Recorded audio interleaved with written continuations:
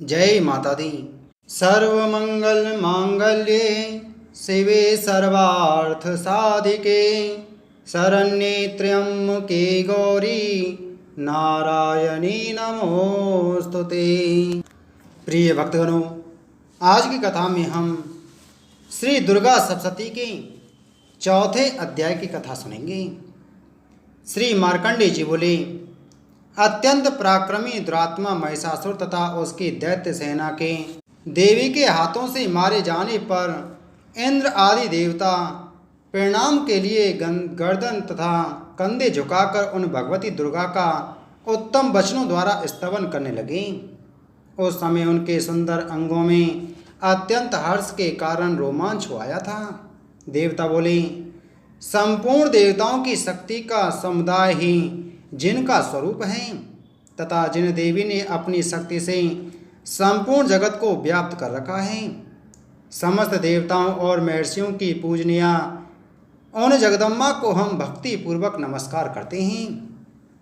वे हम लोगों का कल्याण करें, जिनके अनुपम प्रभाव और बल का वर्णन करने में भगवान शेषनाग, ब्रह्मा जी तथा महादेव जी भी समर्थ नहीं हैं।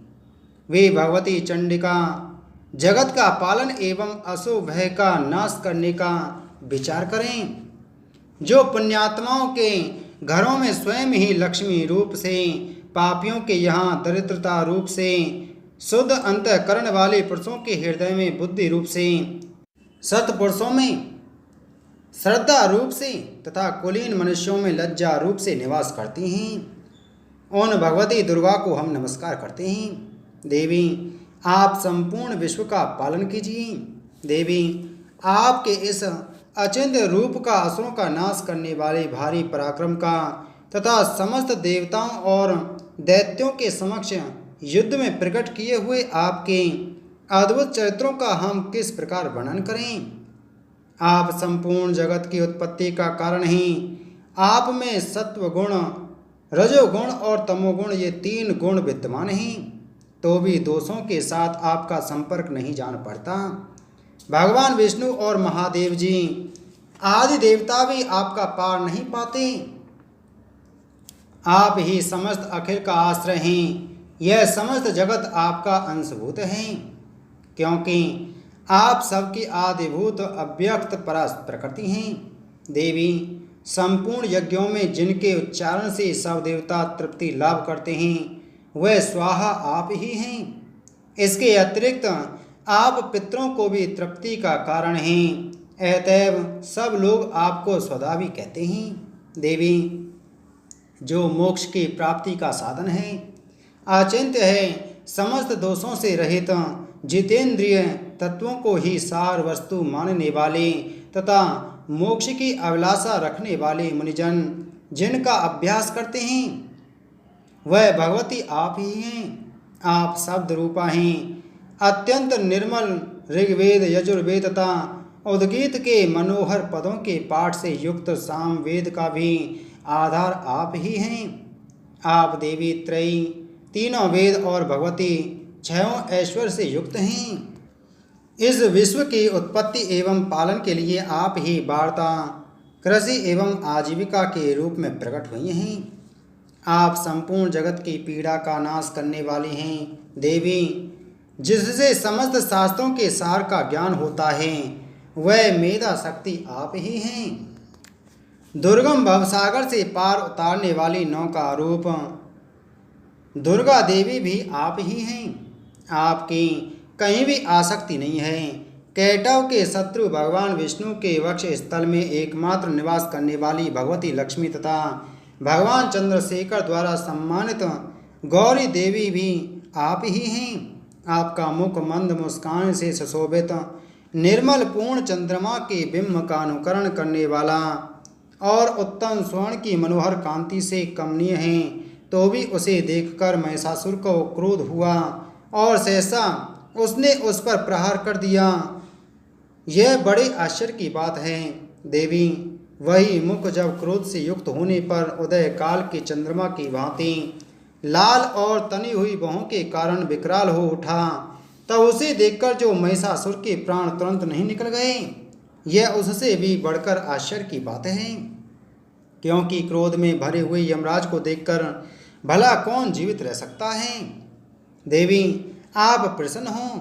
परमात्मा स्वरूपा आपके प्रसन्न होने पर जगत का अभ्युदय होता है, और क्रोध में भर जाने पर आप तत्काल ही कितने कुलों का सर्वनाश कर डालती हैं। यह बात अभी अनुभव में आई है, क्योंकि महिषासुर की यह विशाल सेना क्षण भर में आपके कोप से नष्ट हो गई है। सदा अभ्युदय प्रदान करने वाली आप जिस पर प्रसन्न रहती हैं, वे ही देश में सम्मानित हैं। उन्हीं को धन और यश की प्राप्ति होती है। उन्हीं का धर्म कभी शिथिल नहीं होता, तथा वे ही अपने हष्ट पुष्ट स्त्री पुत्र और भृत्यों के साथ धन्य माने जाते हैं।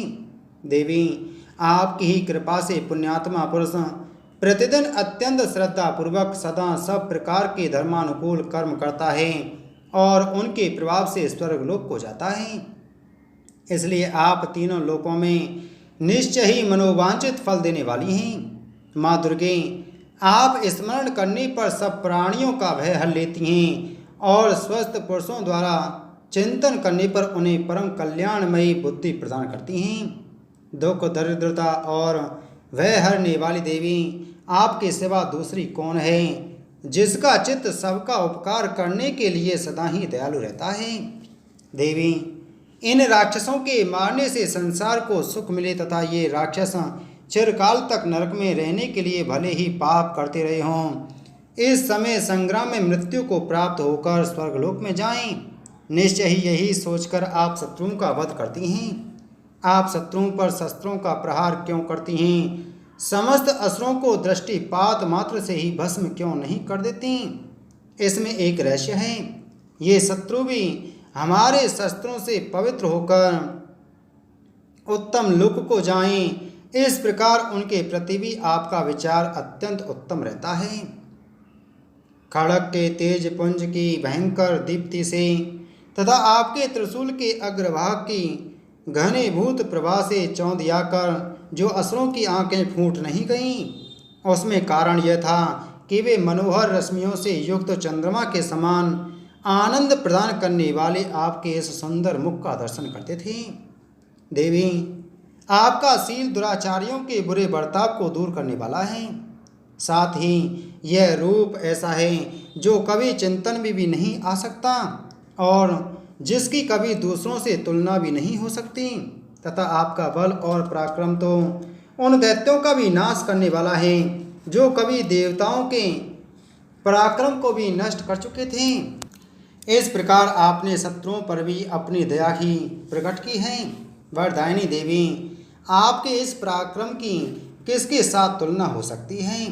तथा शत्रुओं को भय देने वाला एवं अत्यंत मनोहर ऐसा रूप भी आपके अतिरिक्त और कहाँ है? हृदय में कृपा और युद्ध में निष्ठुरता, ये दोनों बातें तीनों लोकों के भीतर केवल आप में ही देखी गई हैं। हे माते, आपने शत्रुओं का नाश करके इस समस्त त्रिलोकी की रक्षा की है। उन शत्रुओं को भी युद्ध भूमि में मारकर स्वर्गलोक में पहुंचाया है तथा उन्मत्त दैत्यों से प्राप्त होने वाले हम लोगों के भय को भी दूर कर दिया है। आपको हमारा नमस्कार है। हे देवी, आप शूल से हमारी रक्षा करें, अम्ब के आप खड़ग से भी हमारी रक्षा करें तथा घंटा की ध्वनि और धनुष की टंकार से भी हम सबकी रक्षा करें। चंडिके, पूर्व पश्चिम और दक्षिण दिशा में आप हमारी रक्षा करें। ईश्वरी, अपने त्रिशूल को घुमाकर आप उत्तर दिशा में भी हमारी रक्षा करें।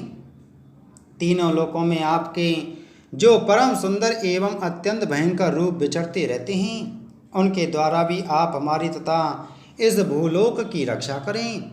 अंबिके, आपके हाथों में शोभा पाने वाले खड़ग, शूल और गदा आदि जो जो अस्त्र हों, उन सब के द्वारा आप सब ओर से हम लोगों की रक्षा करें।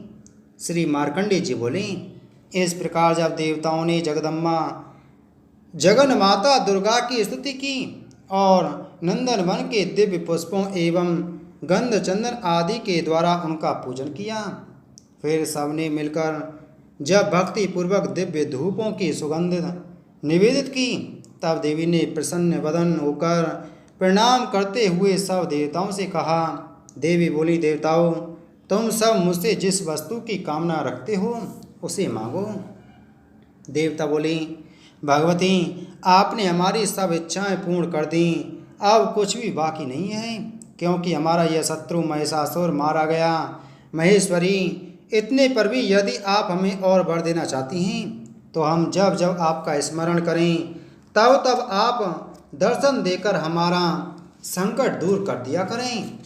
अम्बिके, जो मनुष्य इन स्तोत्रों द्वारा आपकी स्तुति करें उसे वित्त, समृद्धि और वैभव देने के साथ ही उसका धन और स्त्री आदि संपत्ति को भी बढ़ाने के लिए आप सदा हम पर कृपालु रहें।